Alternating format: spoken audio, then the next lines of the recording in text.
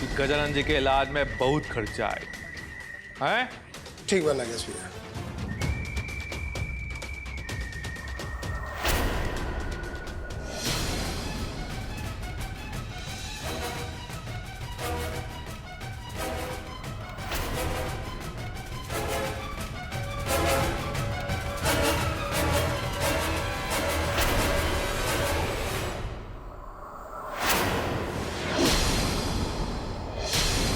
Doctor साहब अब कुछ भी करा पर गजानन जी के इलाज में कोनो कमी ना होवे के चाहिए। कहा है कि हम तो परिवार के और दुख ना देख सके नहीं। अब सुई के 3 लाख का इंतजाम हम करब। एकरा बारे में केहू के पता ना चले। वो कहा है कि हम जानत है कि वो लोग बहुत खुददार बा, हमरा के मदद ना ले।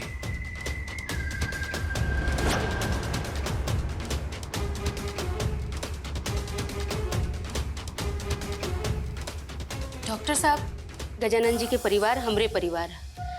रहुआ जल्दी से उनके ठीक करे की कोशिश करी। ठीक है रघुराज जी। अरे सुशी, आप सब ठीक बा ना? अभी तक तो सब ठीक बा। बाकी हम डॉक्टर साहब से सुई के बारे में बात करे आयल रहनी। सुई के इंतजाम हो गइल बा, ओकरोड़ा कोनो चिंता मत करी। हम आवतन। नागेश बाबू, हम जाना तानी कि रउआ लोगे सुई के इंतजाम कैले बानी। बाकी हमरा के समझ में नहीं आवत कि हम ये सब एहसान आप लोगन के कैसे चुकाए। ऋतु जी, हुआ ये सब मत सोचिए। बुरा समय में इंसान दूसरे इंसान के काम आवेला। हमरा से भूल भइल जे हम रउआ के हमेशा गलत समझनी। एकरा खातिर हम आपसे माफी मांगतानी। ना ऋतु जी ना, माफी तो हमरा मांगे के चाहिए। कहा है कि हम रहुआ संगे बहुत गलत कही नहीं। सबके संगे लड़ाई झगड़ा और गुस्सा हमारे स्वभाव में रहे। और सच कही ऋतु जी, आपके मिले के बाद हमका पता चला कि जिंदगी कैसे जिए के चाहिए। और हमरा में ये जो बदलाव आयल बा, वो आप और आपके परिवार कारण आयल बा। सच कही नहीं ऋतु जी। आज अगर रउआ लोग ना होते तो न जाने बाबूजी की क्या हालत हो। समझ में नहीं आवत कि हम आप लोग के धन्यवाद कैसे करें। बिटिया, बेटी लोग धन्यवाद ना, माई के गले लगे।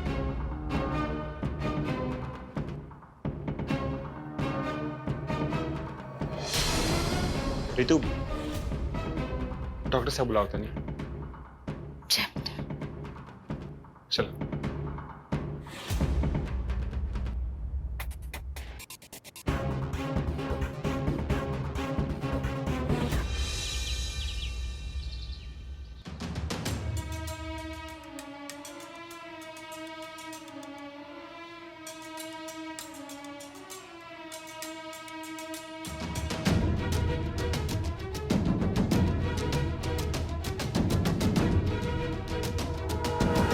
बार बार दरवाजा और जाए से मिथिलेश ना आ जाई।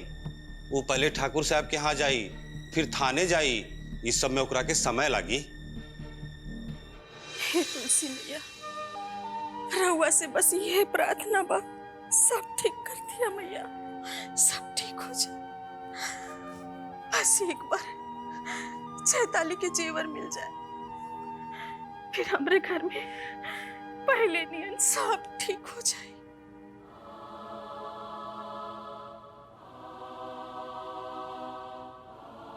मिथलेश बेटा, ठाकुर साहब का कहानी है, सब कुछ ठीक हो जाई नो। अरे अभी अभी तायल बा मिथिलेश, तनी सांस तले बेदरज जो। मिथिलेश का भइल? तू कुछ बोलत नहीं के? सब ठीक तो बा ना? चाचा जी, ठाकुर साहब के हवेली में गल रहनी, लेकिन ठाकुर साहब हवेली में ना रहनी, वहां के गांव से कहीं बाहर ही गल बनी। वहां के आवे में कुछ दिन लागी चाचा। अभी अरे तो पुलिस का कॉल से मैनेजर के पता चलल कि ना गाना सब मिल जाइनो बेटा। चाची हम थाने से आवत नहीं अभी बुझे कि जो दरोगा रहा कहलन कि अभी तक ले कुछ मैनेजर के पता नहीं लगा, जैसे कुछ पता लगी हम तके बता दें। अच्छा अच्छा तू यकीन माना वो जो हमने नियर बहुत लोग रहा जिकर केहू के गहना गायब बा, केहू के पैसा गायब बटे। धीरे धीरे भीड़ इकट्ठा होके लगल तो जैसे पुलिस हमनी के भाड़ा कर दिलस। तो थानेदार साहब कहलन कि कल सुबह है आना। हे भगवान, पता ना का हुई कैसे सब। चाची तू बिल्कुल परेशान मत हो खाले। देखो हम भोला जी के माई बाबू लोगों से वचन दिले बनी कि चाहे कुछ भी हो जाओ वो मैनेजर के ढूंढ के चैताली के सारा गहना हम लिखे। तू बिल्कुल परेशान मत हो खाले।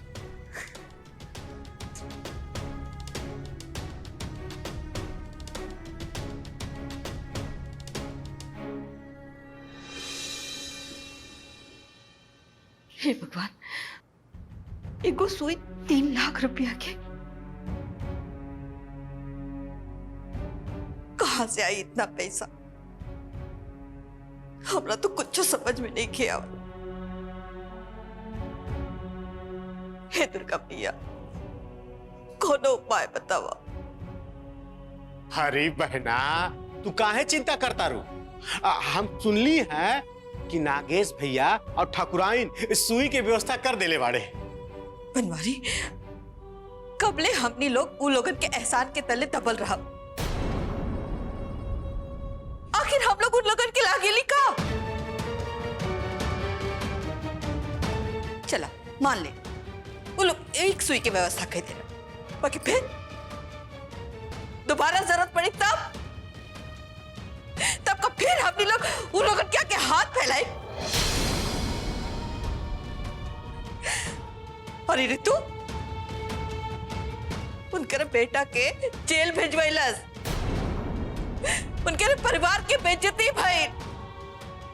जब हमनी के घर में आग लगल तो वो लोग हमनी के अपने घर में जगह देलन और तो और अपना मकान हमनी के कम दाम में दे। और हमनी लोग का कहली उन लोगन के साथ? जब वो लोग ऋतु के हाथ मंगलन तो हमने साफ साफ मना कर दी। फिर भी उन लोगन की इंसानियत कम ना भई, मुसीबत में हमनी के साथ खड़ा हो गए। देख बनवारी, उन लोगन के जितना करे के रहे कह दिल। आखिर मदद लेवे के भी एक सीमा होला और हमने उस सीमा लाग चुकल बानी। अब जौन कुछ भी करे के बाना हम करब, चाहे एकरे खातिर हमरा के अपन गहना गुड़िया बेचे के पड़े, चाहे घर बार। हे भगवान, अब का होई हमार जीजा जी के? रक्षा करिया भगवान, रक्षा करिया।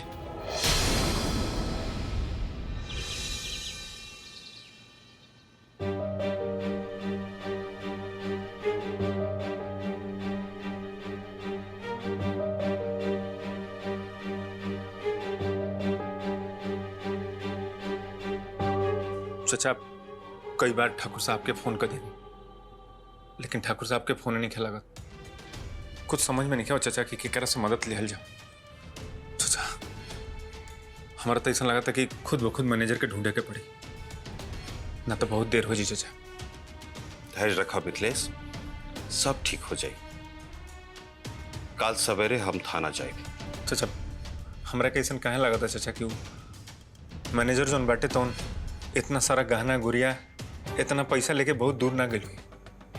चाचा वो गाँव ही में कहीं छुपल बैठे, जरा ऊपर पुलिस के नजर निखे जा पाओ। कितनो छुप जाओ चाचा, लेकिन हमरा के अपना ऊपर विश्वास बा, हम ओकरा के खोज के रहो कहीं से भी।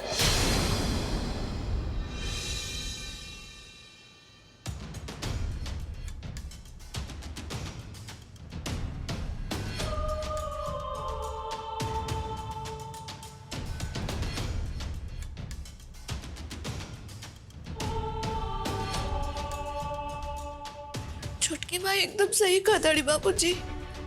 ये आपकी हालत की जिम्मेदार हम आई ना। हम बाहर पड़े खातिर आपसे बात करती ना आपके ये हालत हो। बाबूजी हम एकदम अकेले पड़ गए बानी। हमरा के कुछ समझ में नहीं क्या आवत कि हम का करी।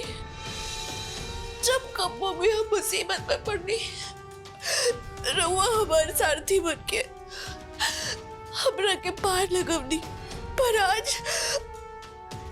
हम बहुत अकेले पड़ गए बानी बाबूजी, बहुत अकेले।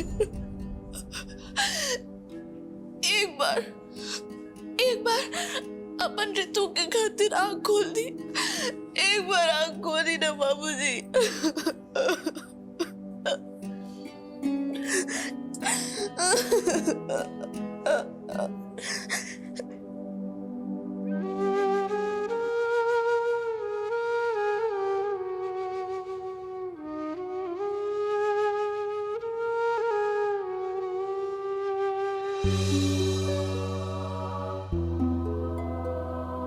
डॉक्टर साहब,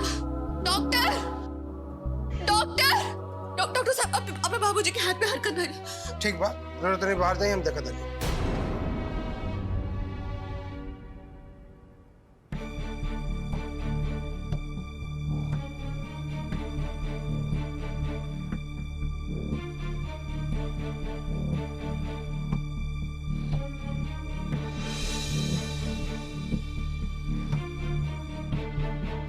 गजानन जी के शरीर में जो हरकत भई रहे वो पहला सुई के नतीजा है। खुशी के बात ई बा कि अब उनका हालत खतरा से बाहर बा। अब उनका के आईसीयू में रखला के कोनो जरूरत नहीं है।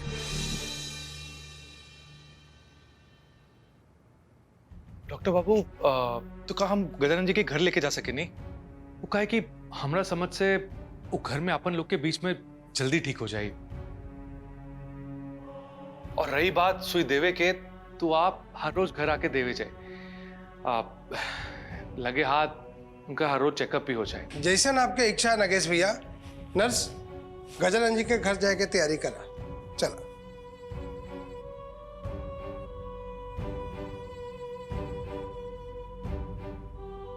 अब रवा लोग की कोई चिंता करे की जरूरत नहीं के, सब जल्दी ही ठीक हो जाए। रउआ अपने जौन कुछ भी हमरे परिवार खातिर कैली ओकर एहसान हम कब्बो न चुका सकेली। बकीरा, हमरा के रउआ के एहसान नहीं चाहिए।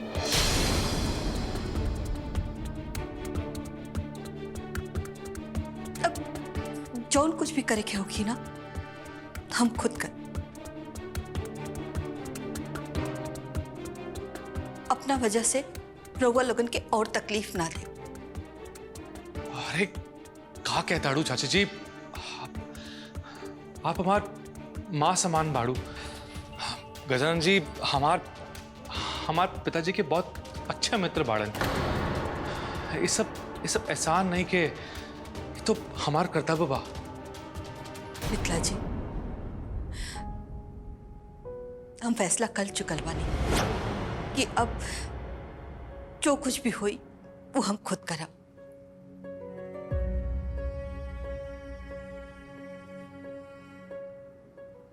ठकुराइन जी, हम अपन बहन के बचपन से जाना तानी। वो थोड़ा स्वाभिमानी किस्म के बाड़ी, जान दे दी मगर एहसान ना ली। हाँ, अगर हमनी की रिश्तेदारी रहा तो अलग बात रहे। जब रिश्तेदारी नहीं की तो कौने हक से एहसान लिहल जाए। हम जानते हैं कि रहुआ लोग हमार मदद कब्बो ना ले पा, पर हम हर तरह के मदद करे खातिर हमेशा तैयार बानी। अगर कोनो चीज की जरूरत हुई हमने क्या जरूर बताएं। चला चलिए ठकुराइन, हम वहां तक छोड़ के आओ ना। ठीक, चलिए चलिए। चल।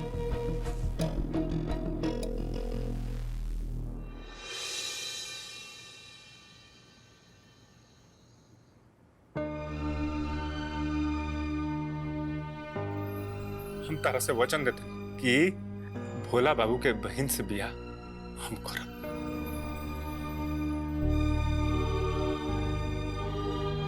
चाची आप रोई मत, शांत हो जाइए। हम आपसे वादा करते नहीं, चैताली के सारा गाना हम ढूंढ के लिए। हे भोले बाबा, जिसे रउआ सृष्टि के बचावे खातिर विस्पान के लिए रहनी, वैसे ही रउआ हमरा की हिम्मत दी भोले बाबा कि हम अपना घर परिवार के सारा मुसीबत दूर कर दी। हमरा के अपन परिवार के दुख अब औरी ना देखल जाला भोले बाबा।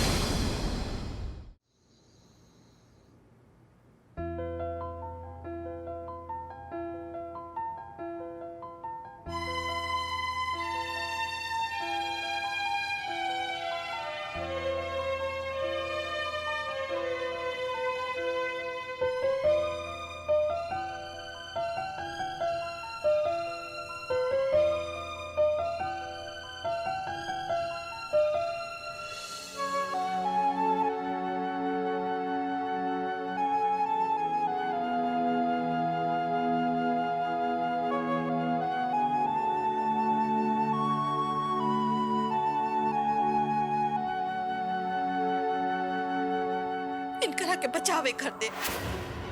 हम अपन घर बार गहना गुड़िया सब बेच दे। अब जौन कुछ भी करे के होगी ना, हम खुद कर, अपना वजह से रउआ लोगन के और तकलीफ ना दे। ठकुराइन जी, हम अपन बहन के बचपन से जाना तानी, जान दे दी मगर एहसान ना ली।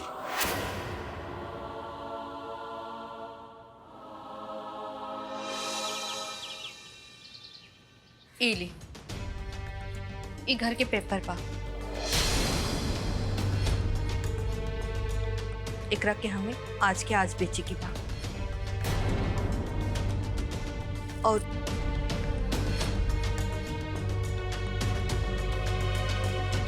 हमार कुछ गहना।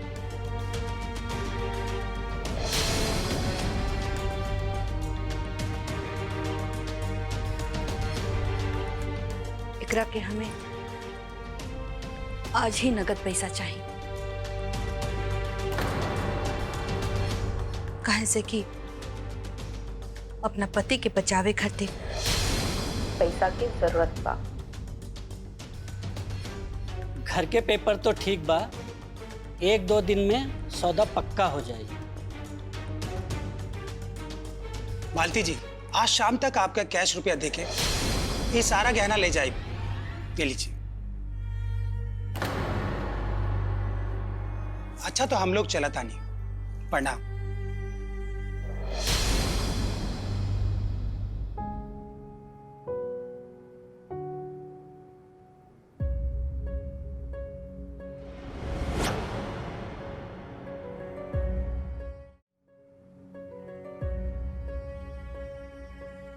अरे बहना, ये सब करे के का जरूरत रहे? अगर ये घर बिक जाई तो हम निकल कहाँ जाई? अब चाहे जो हो के बनवारी, हम रोड पे सुत ले, बाकी केहू और के सामने हाथ ना फैलाए। नहीं, ये घर गहना मत बेची। रउआ हमने के बताई हम का करी। हमरा के कुछ समझ में नहीं आवत कि हम ये घर के कैसे बचाई। रउआ जौन कही हम सब मानब।